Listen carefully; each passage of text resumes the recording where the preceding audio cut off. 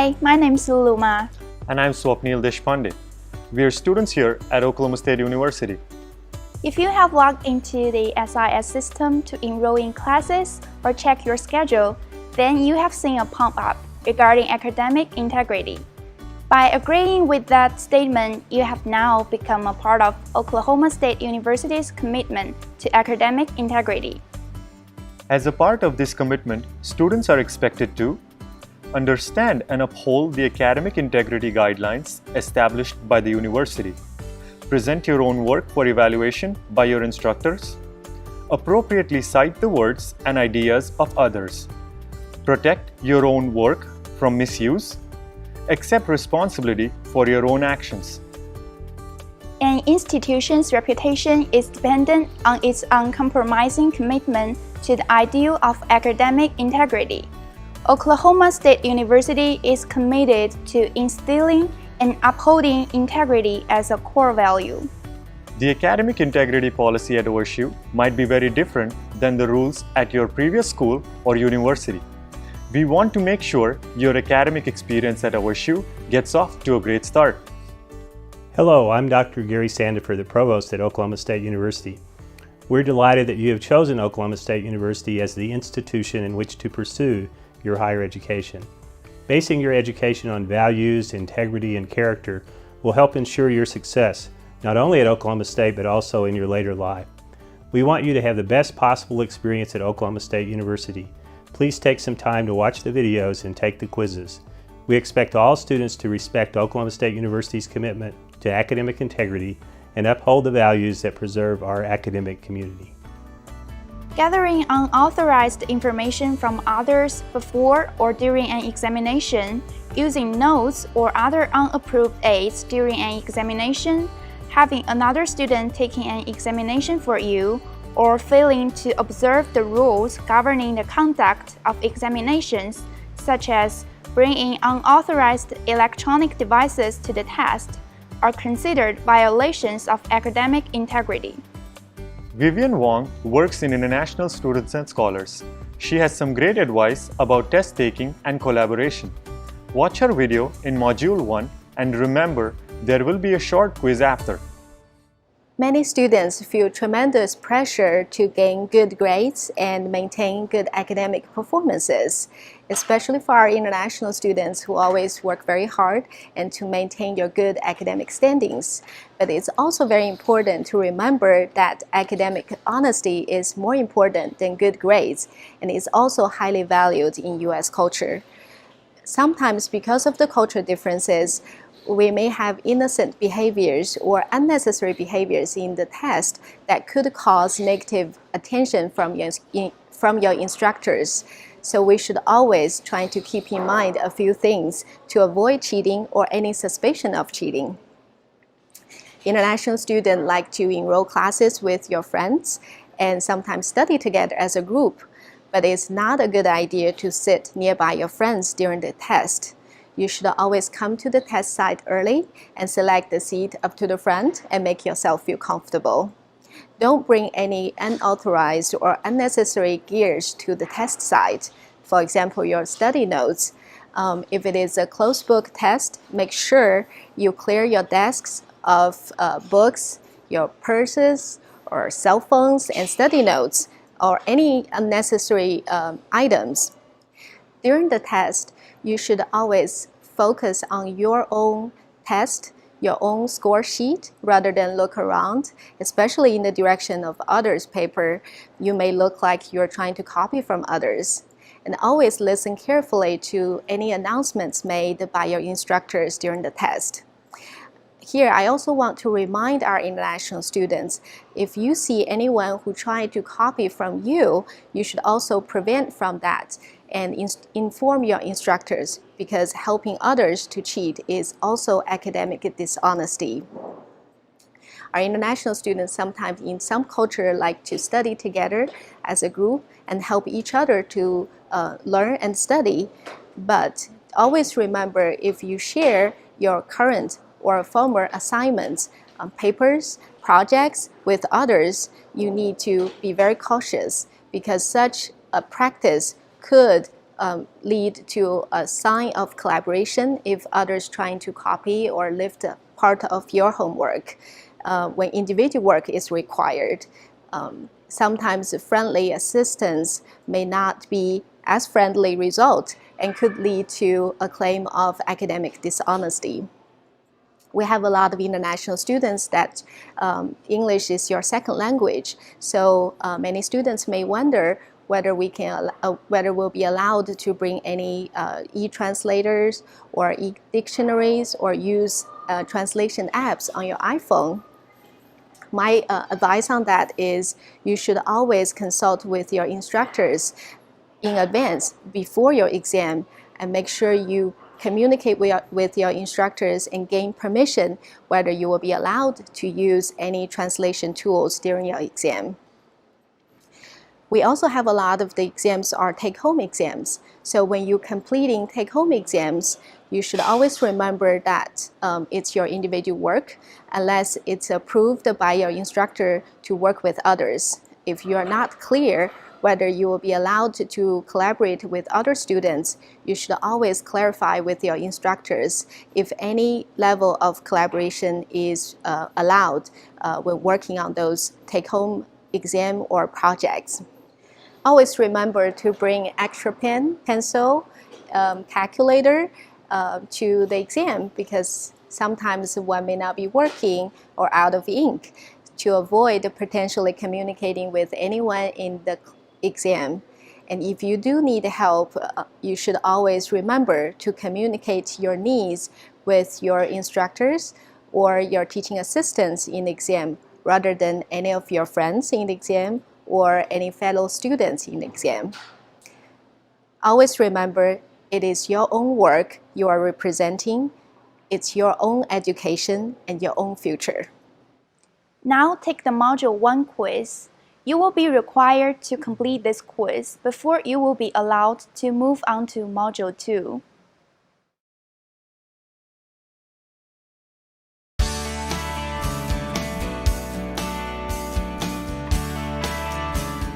Unauthorized advanced access to resources or examinations refers to obtaining an advanced copy of a solution manual, answer key, or examination without instructor's permission, or getting questions and answers from someone who took the examination earlier.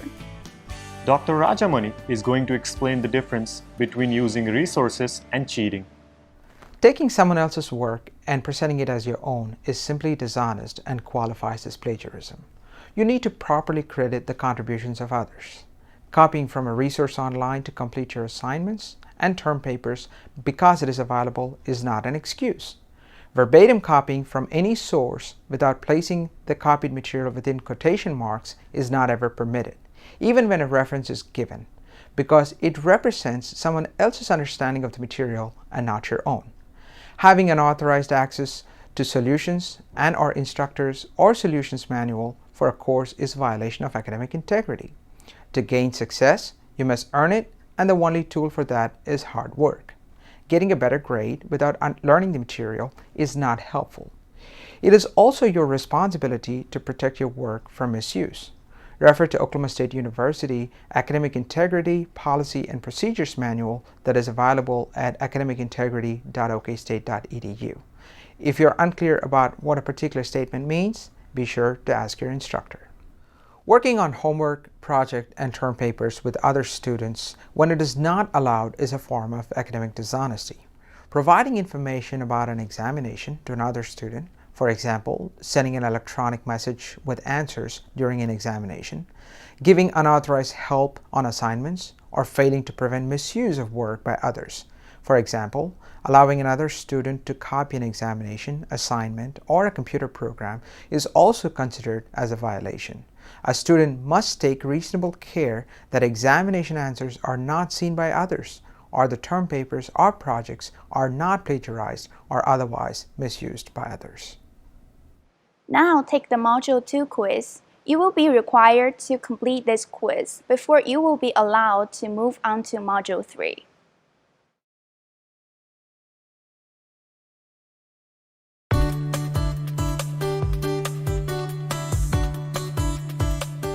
Unauthorized collaboration is defined as completing an assignment or examination with other students, turning in work that is identical or very similar to others' work, or receiving help on assignments without permission of the instructor. It may also include excessively relying upon and borrowing the ideas and work of others in a group effort. Unauthorized collaboration is determined by the parameters set by the instructor in the course and the assignment they have given. While group work and collaboration are encouraged in some courses, individual work on certain assignments may be expected. Understanding the instructor's expectation regarding assignments is very important. Let's hear what Dr. Francisco has to say on collaboration. I think the most important thing for students to think about is making sure they're clear about what the ground rules are for any assignment that they need to do. Different instructors have different expectations for assignments, and in fact, one instructor may have different ground rules for different assignments, even in the same class. Instructors will often put ground rules for assignments on the assignment itself, or include language in the syllabus, or give oral instructions. But the bottom line is it's very important that as a student, you actually clarify with the instructor anything that you're not sure about. If you're not sure whether you're allowed to collaborate with another student or look up something on the internet or use other sources, you need to ask the instructor ahead of time and make sure that you're clear about what's allowed and what's not allowed. That's really the most important thing in any situation, because different instructors have different expectations for students.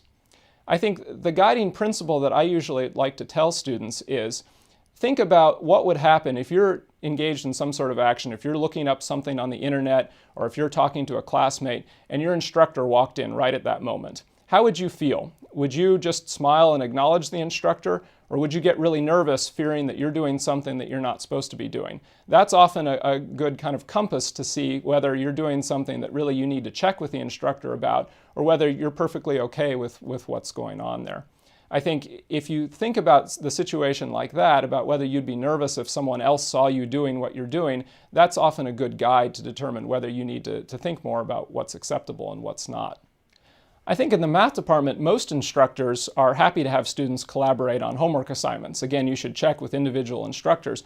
But a lot of the time in the math department, we view homework as a way to prepare for quizzes and exams. That's not necessarily true in every department, so you should check with your own instructor. However, if you're collaborating on a homework assignment, that doesn't mean that you should just take what someone else has done and turn that in as your own homework assignment and think that everything's going to be okay. One of the things you should think about is, do you really understand everything that you're writing down? Are those really your ideas, or are those ideas that you've understood after talking to someone else? Or are you just copying someone else's ideas and passing them off as your own?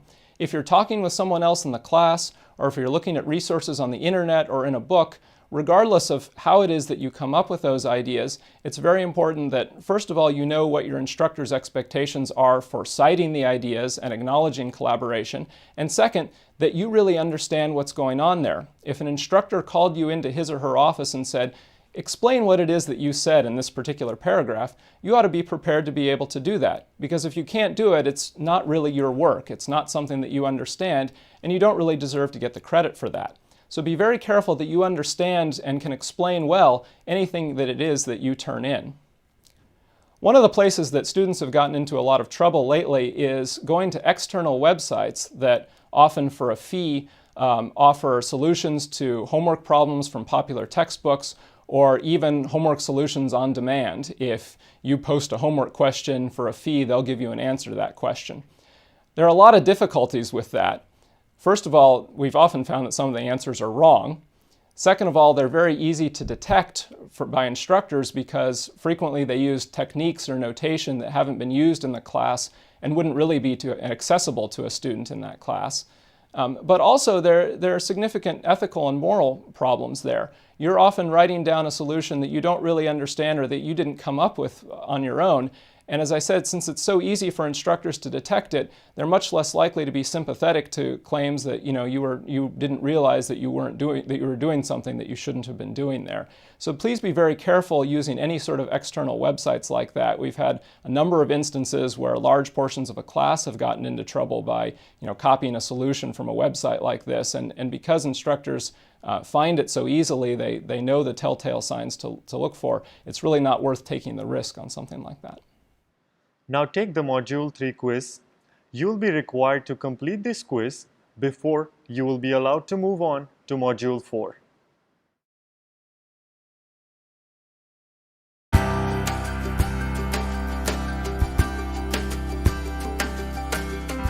The faculty at OSU are committed to providing you with a great education. Dr. Henneberry from the School of International Studies has some great advice on how to interact with your professors. As a student at Oklahoma State University, it's important that you have a professional relationship with the faculty. Faculty at OSU are used to teaching students, they love to answer their questions, they like interacting in any way with our student body. But when you are dealing with a faculty member, please remember that professionalism is the most important aspect of the relationship. When you receive a grade or a comment on an assignment, you should assume that the faculty member has already given good consideration to the grade that they have assigned. You can talk to the faculty member about your grade or about the comment they've made, but when you do that, it's only appropriate to contact the faculty member once and have a good discussion at that time. Repeated contact, going back time and time again to see a faculty member over one particular point, can be interpreted as begging or trying to wear the faculty member down. And in the United States, that's not considered to be an appropriate way to interact with the faculty. So please remember, when dealing with the faculty at Oklahoma State, the best way is to have a professional relationship, having for one question a single meeting in which you talk and fully discuss the area of concern with that professor, and then you have to accept the decision that they've made and let it be. If you are concerned about your grade in the course, the best thing to do at that time is to begin studying for the next upcoming examination. When you're doing research or writing term papers, the issue of plagiarism is something that is very important to understand. Plagiarism is copying another person's words without attributing the proper citation in your paper.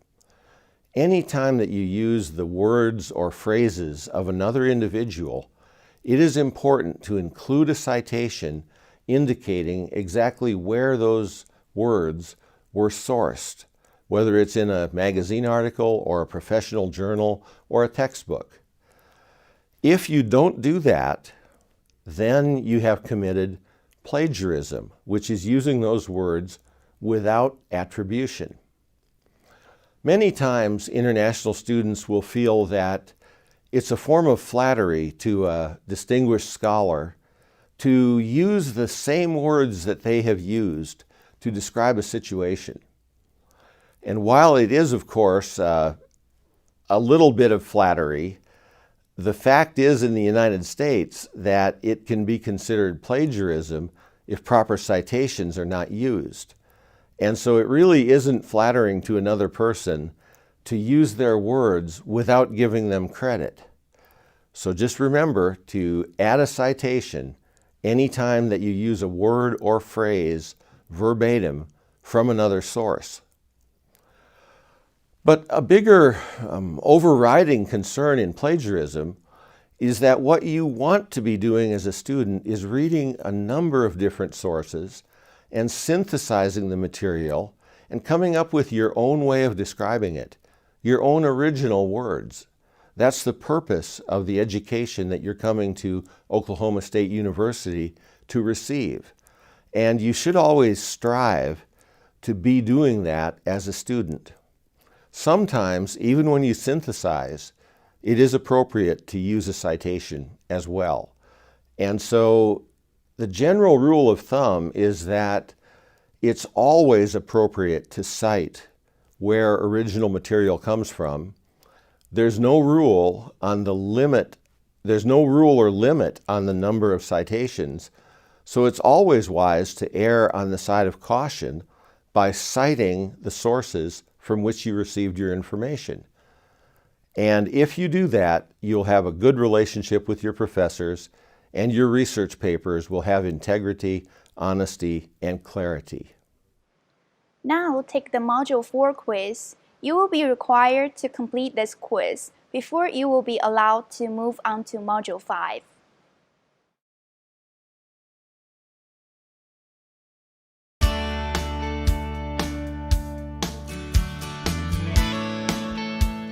Multiple submissions occur by submitting substantial portion of the same academic work for credit to more than one class or to the same class if you repeat a course, without permission of the instructors. Some instructors allow students to submit their own work more than once, while others expect original work. Dr. Sharda is going to explain common academic integrity violations made by international students. Over the years, I have come across many examples of academic integrity issues, and today I'd like to share some things that you should be careful about. Obviously, one of the most egregious things one can do, and I've seen that happen, is take somebody else's paper and just slap your name on it. That's clearly a big no-no.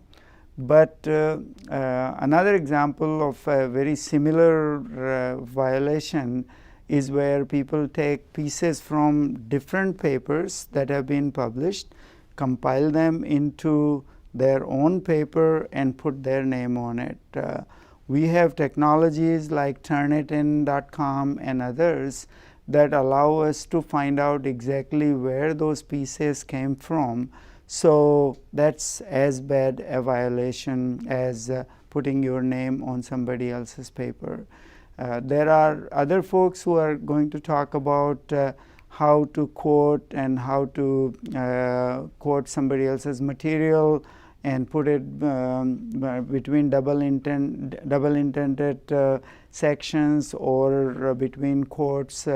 But anytime you cite somebody else's material or copy somebody else's material, it is important to include the source. Talking about sources, another problem to be careful about is not padding the number of sources. You should only include those sources that you consulted yourself, because if one of the sources that you copied from another place and that citation happens to be incorrect, you could get in trouble even for simply padding a list of references that you copied from another book or some other resource. So be very careful about that.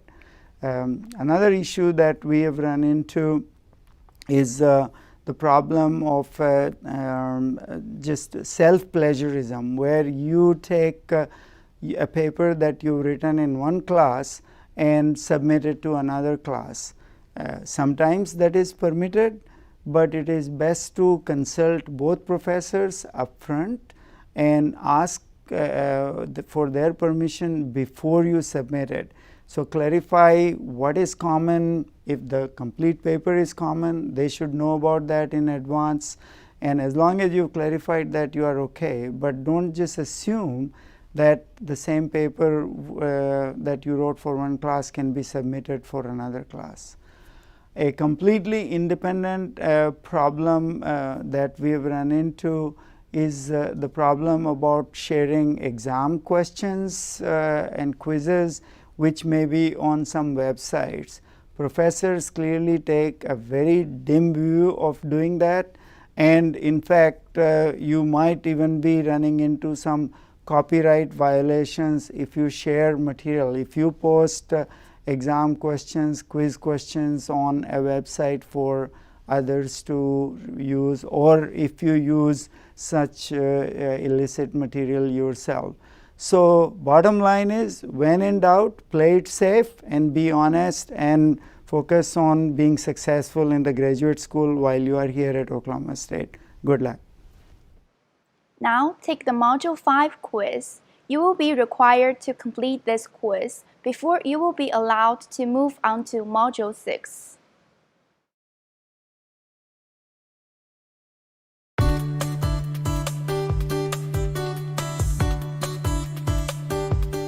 Plagiarism is defined as presenting the written, published, or creative work of another as your own work. Whenever you use wording, arguments, data, design, etc., belonging to someone else in a paper, report, oral presentation, or other assignment, you must make this fact explicit by correctly citing the appropriate references or sources. You must fully indicate the extent to which any part or parts of the project are attributed to others. You must also provide citations for paraphrased material. Copying or paraphrasing material from an internet or written source without proper citation, verbatim, copying without using quotation marks, even if the source is cited, and expressing in your own words someone else's ideas without giving proper credit can also be considered a violation of academic integrity. Several presenters have mentioned plagiarism. Dr. Damron from the Writing Center is going to help us understand this common academic integrity issue. One of the expectations at Oklahoma State University, as at any university in the United States, is that you demonstrate academic integrity in your writing. When you're writing, plagiarism becomes one of those issues that's very important. Plagiarism is a deliberate copying of someone else's words or ideas and taking them as your own. Now, this is really interesting because this is a cultural issue. In the United States, in North America, in the West, there's high value put on individualism, on ownership of ideas. And so one of the things that's very important is that we not take someone else's ideas or words as our own. And this is why plagiarism is such a big issue for you as you go through your studies at Oklahoma State University. Now, there are different kinds of plagiarism. You can quote directly from a source, take words directly from a source, and put them on the paper without indicating any kind of source or without the correct punctuation of a quote. That's a pretty easy one for you to avoid. You can use the proper citation style and that kind of thing. More difficult is when we get to summary and paraphrasing. Summary is taking pieces from another source and putting them in your own source. Paraphrasing is taking an idea by idea, sentence by sentence, and putting them in your own words. So one of the things that you really need to keep in mind as you're doing a summary or a paraphrase is not taking the words of someone else and claiming them as your own. I have a slide here that indicates a very typical kind of plagiarism called mosaic plagiarism or patchwork plagiarism.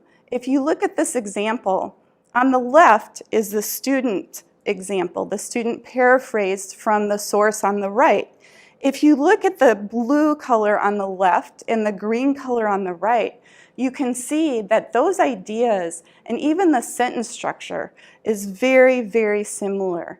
This would be considered plagiarism in a class, and you have to be very careful that even the sentence structure and the flow of ideas is very different from the original source.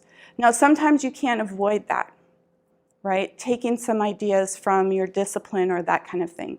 This is knowledge that's generally used. What you want to do is you want to read sources in your own field and see what's typical, or check in with your instructor to see if those sources are typical. So as you can see from the slide, you don't want those colors to be so similar, right? You don't want the blue and the green to match up so closely. Now you might think, well, how do I write without writing some of the things from the source? You don't want to summarize or make synonyms of technical terms. And there will be some sentence frames and things like that in disciplinary writing that you will use.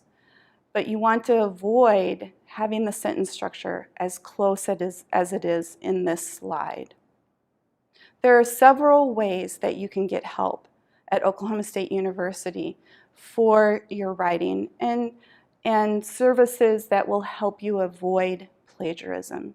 You can go to the OSU Writing Center in the Student Union, or you can take courses offered through the English department. English 1123 and English 1223 are very similar to the native speaker Comp 1 and Comp 2. Those two courses deal with expository writing, and Comp 2, or English 1223, very much focuses on research writing, which is a place where we put ourselves in conversation with sources. For graduate students, English 0003 and English 4893 are important courses. If you want help with your listening, speaking, reading, and writing skills, English 0003 is a great way to start. If you're more focused on your writing and research writing in your disciplines, 4893 is very important. So good luck with your academic integrity endeavors at OSU. Now take the Module 6 quiz. You will be required to complete this quiz before you will be allowed to move on to Module 7.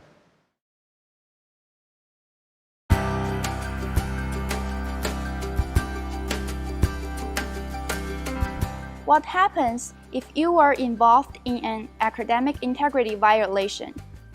Check your email. Contact your advisor. Look for information on the website. Contact the Academic Integrity Coordinator.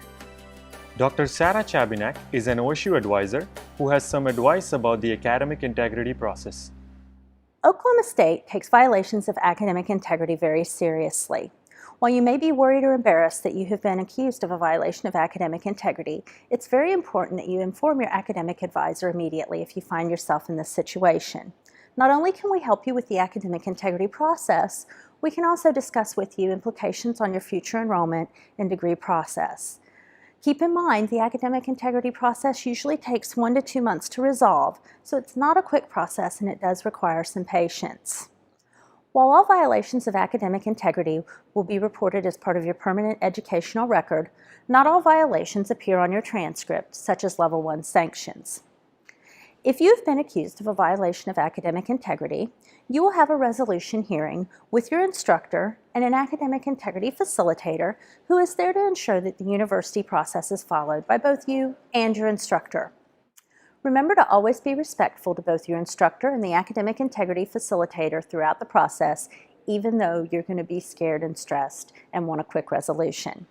Also, be sure to keep an eye on your OK State email and respond promptly to any inquiries concerning the academic integrity violation.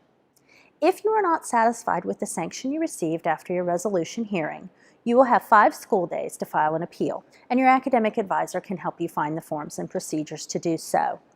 If you do file an appeal, you'll have the opportunity to go in front of the Academic Integrity Hearing Panel. The panel is comprised of at least 5 members, and since this is an intimidating hearing, you may want to go ahead and prepare some notes and a concise statement of what happened that you can rehearse beforehand so that you'll be more prepared for the hearing.